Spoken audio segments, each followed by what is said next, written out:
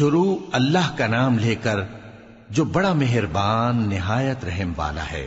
وہ بولے اللہ کی قسم، اللہ نے تم کو ہم پر فضیلت بخشی ہے اور بے شک ہم خطا کار تھے۔ یوسف نے کہا کہ آج کے دن تم پر کوئی ملامت نہیں، اللہ تم کو معاف کرے اور وہ سب سے بڑھ کر رحم کرنے والا ہے۔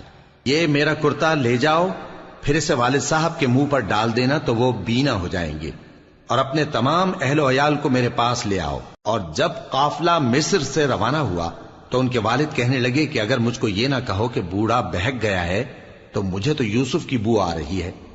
وہ بولے کہ واللہ آپ اسی قدیم غلطی میں مبتلا ہیں۔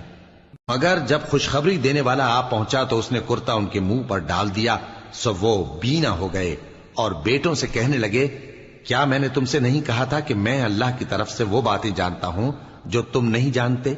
بیٹوں نے کہا کہ ابا ہمارے لیے ہمارے گناہ کی مغفرت مانگیے، بے شک ہم خطا کار تھے۔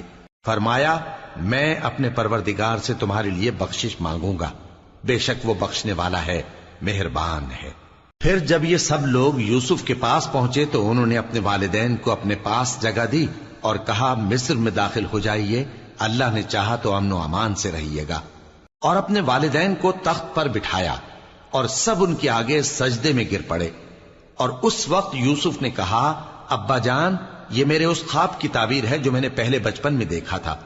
میرے پروردگار نے اسے سچ کر دیا اور اس نے مجھ پر بہت سے احسان کیے ہیں کہ مجھ کو قید خانے سے نکالا، اور اس کے بعد کہ شیطان نے مجھ میں اور میرے بھائیوں میں فساد ڈال دیا تھا آپ کو گاؤں سے یہاں لایا۔ بے شک میرا پروردگار جو چاہتا ہے تدبیر سے کرتا ہے، وہ علم والا ہے، حکمت والا ہے۔